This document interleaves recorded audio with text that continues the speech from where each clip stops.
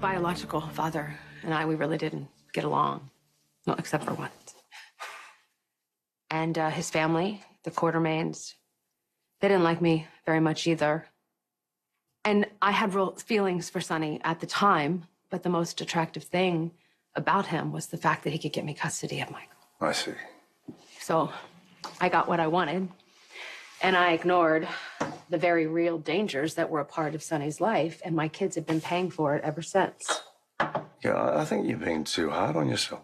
From what I've seen of Michael, okay, he's strong, capable, was an excellent businessman. He's all of those things. But he wouldn't have been at Sonny's if it weren't for my choices. Okay, you can't let yourself think that way.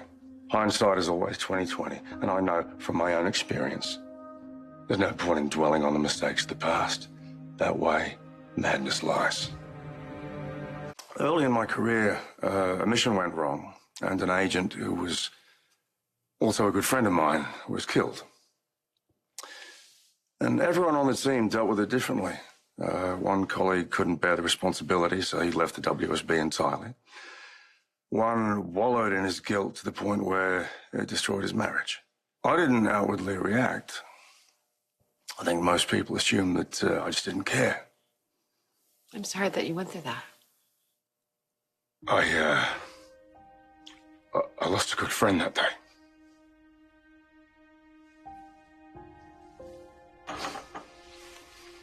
There was nothing I could do to change that. The only way forward was to learn from what went wrong.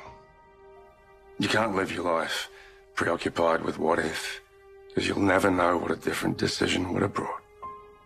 I know you can't change the past. I've been down that road when I lost my son, Morgan. It leads to nowhere good. Never does. I have no sway at the clinic or with the staff there, but I'm happy to go with you and try to find out why you're being denied access to Michael. Oh, you don't have to do that. I can handle that myself.